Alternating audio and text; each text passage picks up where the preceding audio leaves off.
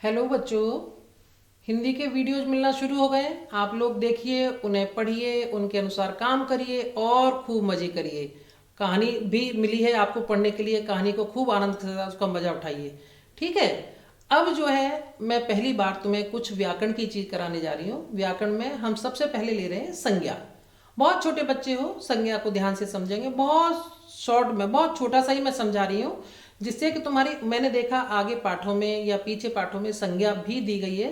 संज्ञा से संबंधित कुछ अभ्यास दे रखे हैं, तो इसे मैं थोड़ा समझा दूंगी तो आप लोग करने में आपको आसानी हो जाएगी, आराम से आप लोग कर पाएंगे। अब देखिए, संज्ञा कोई ऐसी बहुत विशेष, कोई ऐसी बड़ी बात नहीं है। इंग्लिश में भी आप लोग पढ़ते हो नाउन, इंग्लिश में पढ़ाया हुआ, उसके साथ साथ इसको हिंदी में बोलते हैं हम संज्ञा। क्या होता है संज्ञा? संज्ञा होता है कि जो कुछ आप अपने आसपास देख रहे हो। घर में किसको देख रहे हो? मम्मी को देख रहे हो, पापा को देख रहे हो, अपना बेड देख रहे हो, बिस्तर देख रहे हो, टेबल देख रहे हो, कुर्सी देख रहे हो, घर में कितनी सारी चीजें देख रहे हो, दादा दादी को देख रहे हो। अच्छा, तो ये सारी चीज किस में आती है? संज्ञा में। अब संज्ञा क्या होती है? संज्ञा कोई भी वस्तु है, कोई भी विशेष व्यक्ति है, कोई भी स्थान है। स्थान भी तो आपके घर में स्थान भी होता है कि ये पूजा घर है, ये हमारा ड्राइंग रूम है, ये हमारा बेडरूम है, तो वो स्थान हो गया। इसी तरह से जहां आप जिस कॉलोनी में, जिस जगह पर रह रहे हो, उस जगह का नाम है। जिस शहर में रह रहे हो, जिस टाउन में रह रहे हो, उस टाउन का नाम है पिलानी। तो इस सब से जोड़कर आप संज्ञा को देख सकते हो कि ये जो सारी चीजें अलग से कुछ भी नहीं है, सिर्फ इसमें हम एक ग्रुप बांट देते हैं कि कुछ तो व्यक्तिवाचक संज्ञाएं हो जाती हैं, कुछ जातिवाचक संज्ञाएं हो जाती हैं, और कुछ क्या हो जाती हैं? भाववाचक संज्ञाएं हो जाती हैं। तो यही, तुम इसको ज्यादा डीप में मन जाना, केवल यही चीज कि जो हम देख रहे हैं, जो हमारे आसपास चीजें दिखाई दे रही हैं, कुछ नाम वाली हैं, कुछ जिनके एक ग्रुप समूह में है, कुछ भाव वाली चीजें। मम्मी को कभी प्यार आता है, मम्मी को कभी गुस्सा आता है, वो भाव हो गया। अभी तुम छोटे हो तो तुम्हारा बचपन चल रहा है, वो भी एक भाव हो गया। अच्छा, तुम लोग बच्चे हो, बच्चे जातिवाचक हो गया। अगर तुम्हारा नाम है, मान लो तुम्हारा नाम नेहा है, या तुम्हारा नाम साक्षी है, या तुम्हारा नाम श्रुति है, या तुम्हारा नाम मोहन है, वो व्यक्तिवाचक हो, यानी किसी विशेष का नाम होता है, वो व्यक्तिवाचक। अब मैं यहाँ पर बहुत एक कलरफुल सी मैंने पिक्चर डाली है आप लोगों के लिए, इसे देखोगे तो खुश होगे। मेरा नाम गीता है, दूसरा बोलता है मेरा नाम नेहा है। तुम इस पार्क में रोज आती हो? हाँ, मैं और मेरा शेरू रोज शाम को यहाँ खेलने आते हैं। मुझे यहाँ की हरियाली बहुत अच्छी लग रही है। क्या तुम दिल्ली में पहली बार आई हो? हाँ, पहले मैं अपने माता पिता के साथ आगरा में रहती थी। मुझे तुमसे मिलकर बहुत खुशी हुई। अब देखिए, मेरे पास बिस्कुट है, लो तुम भी खाओ, धन्यवाद। अब थोड़ी ठंडक सी लग रही है, अब हमें चलना चाहिए। हाँ चलो, कल फिर हम यहीं पर मिलेंगे। अब देखिए, इन लाइनों में इन जो इनकी बातचीत चल रही है, आपस में जो वार्तालाप ये बच्चे दोनों कर रहे हैं, इसमें कहाँ कहाँ संज्ञा शब्द आए हैं।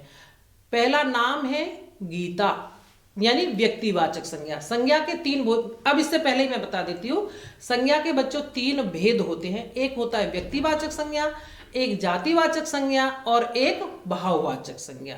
व्यक्तिवाचक संज्ञा वो होता है जिसमें किसी विशेष वस्तु का, विशेष व्यक्ति का, विशेष स्थान का नाम होता है, तो वहां पर व्यक्तिवाचक संज्ञा हो जाता है। तो यहाँ पर गीता है, नेहा है, और शेरू, एक उनके साथ में कुत्ता है, उसका नाम भी शेरू है। तो ये क्या हो रहा है यहाँ दिल्ली है, दिल्ली के पास में बाद में फिर आगरा है। तो ये सारे जो इसमें क्या है, ये है व्यक्तिवाचक संज्ञा। इसके बाद में बाकी चीजें अब मैं नेक्स्ट बताती हूँ। ये व्यक्तिवाचक हुई। दूसरा है पार्क। पार्क के बाद में देखिए माता पिता, और माता पिता के बाद में है इसमें बिस्कुट। ये हो गए जातिवाचक संज्ञा। और इसी जगह देखिए फिर तीसरा हरियाली, हरियाली है, खुशी है, और इसके बाद में है ठंडक। ये हो गए भाववाचक संज्ञा। तीनों संज्ञाएं मैंने इस चित्र के माध्यम से आपको, यानी अगर हम एक समूह ग्रुप की बात करते हैं, जैसे पेड़ पौधे, पशु पक्षी, ये मिठाइयाँ, नदियाँ, पहाड़ पर्वत, ये सब क्या होते हैं? बच्चे, स्त्रियां, कक्षा, विद्यालय, मंदिर, घर, शहर, ये सारे क्या हैं? ये सब जातिवाचक है। एक ग्रुप की बात कर रहे हैं। और यहीं पर उस शहर का नाम हो गया, जैसे इसमें आया था आगरा, आया था, दिल्ली आया था, वो व्यक्तिवाचक हो गया। अगर मान लो बच्चे कर रहे हैं और वहीं पर मैंने नेहा और साक्षी बोला तो व्यक्तिवाचक हो गया, बच्चे जातिवाचक हो गया। तीसरा, जैसे यहां पर आया ठंडक। ठंडक शब्द क्या है? उसे हम फील करते हैं कि हमें ठंडा लग रहा है। और यहां पर दूसरा एक और शब्द आया था खुशी। हमें किसी को कुछ लेने से, कुछ देने से, किसी बात से खुशी होती है, तो वहां पर क्या हो गया? भाव, यानी हमारे मन का भाव, तो वहां पर भाववाचक संज्ञा हो गई। तो ये तीनों संज्ञाओं को इसमें समझाया है। और मैं तुम्हें समझाती हूं कि जैसे मम्मी तुम्हें क्या करती है? प्रेम करती है, प्यार करती है मम्मी, तो वो भाववाचक संज्ञा हो गई। मम्मी कभी गुस्सा करती है, वो भी भाववाचक संज्ञा हो गई। मम्मी का नाम है, अगर मम्मी है तो जातिवाचक, पापा है जातिवाचक। लेकिन अगर मम्मी का कुछ नाम है, मम्मी का नाम उमा है, तो उमा उनका व्यक्तिवाचक हो गया। पापा का नाम अगर रमेश है तो वहां पर व्यक्तिवाचक हो गया। दादा दादी जातिवाचक में हो गए, दादा दादी का नाम है। घर है तो वो जातिवाचक है। और घर को कोई नाम दे रखा हो, वो व्यक्तिवाचक हो गया। तो इस तरह से हम इस संज्ञा को समझ सकते हैं, भाव को भी, जाति को भी और व्यक्तिवाचक को भी। आपने नीता और नेहा की बातचीत को पढ़ा, उनकी बातचीत में रंगीन शब्द नाम बता रहे, ऐसे नामों को संज्ञा कहते हैं। अब यहाँ पर हमने इसको बिल्कुल क्लियर कर दिया है। व्यक्ति के नाम नीता, नेहा, शेरू, माता पिता। स्थान के नाम पार्क, दिल्ली, आगरा। और वस्तु का नाम बिस्कुट और भाव का नाम हरियाली, खुशी, ठंडक। यहां पर इसको बिल्कुल भाव और उसके हिसाब से थोड़ा नहीं किया है। माता पिता जो आते हैं, माता पिता का नाम नहीं है, वो किस में चला जाएगा? वो जाति में चला जाएगा। यहां पर माता पिता उन्होंने व्यक्ति के नाम बताया इसलिए, लेकिन माता पिता अगर हम इनको अलग अलग बिल्कुल बांटते हैं तो ये जातिवाचक में चला जाएगा। पार्क भी जातिवाचक में चला जाएगा। बिस्कुट क्या हो जाएगा? वो जाति में आ जाएगा। और हरियाली, खुशी, ठंडक ये हमारे भाव हैं, भाव के स्थान पर चला जाएगा। अब देखिए, इससे पहले जो मैं बता रही थी आपको, किसी प्राणी, स्थान, वस्तु अथवा भाव के नाम को संज्ञा कहते हैं। छोटी सी एक परिभाषा दे रखी है इसकी, पहले मैंने समझाया, अब इससे समझो। किसी प्राणी, स्थान, वस्तु अथवा भाव के नाम को संज्ञा कहते हैं। तो इस ऊपर वाले उदाहरण से ये बात आपको बिल्कुल क्लियर हो जाएगी। अब नाम तरह तरह के होते हैं, जैसे प्राणियों के नाम हो गए, महात्मा गांधी है, करीना कपूर है, हाथी है। इसी तरह से वस्तुओं के नाम हो गए, आइसक्रीम हो गई, जूते हो गए, खिलौना हो गए। इसी तरह स्थानों के नाम है, दिल्ली हो गया, आगरा हो गया, विद्यालय हो गया। और भावों के नाम है, बुढ़ापा, सर्दी, हरियाली। इसमें तीनों तरह की संज्ञाएं दे रखी हैं, लेकिन विद्यालय जातिवाचक है और आइसक्रीम भी जातिवाचक है, जूते जातिवाचक है, खिलौना भी जातिवाचक है। इसको देख लीजिए। बाकी इसमें आगरा, दिल्ली व्यक्तिवाचक है, नीचे भाववाचक संज्ञा दे रखी है। और ऊपर था महात्मा गांधी, करीना कपूर, ये क्या था? ये व्यक्तिवाचक था। लेकिन हाथी जातिवाचक में। हाथी एक वर्ग में, एक समूह की बात कर रहे हैं हम यहाँ पर। हाथी का कोई नाम होता है, रावत होता, तो वहां पर व्यक्तिवाचक संज्ञा हो जाता। अब आगे मैंने आप लोगों के लिए कुछ एक्सरसाइज डाल दी है। इसमें दिए गए चित्रों के सही नाम पर सही का निशान लगाइए। कमल, गुलाब, गेंदा। दिए गए चित्रों के सही नाम पर, अब वहां पर चित्र दे रखा है, उस चित्र के हिसाब से वहां पर आपको राइट का निशान लगाना है। आम, अनार, अमरूद इधर दे रखा है, किस पे निशान लगाएंगे?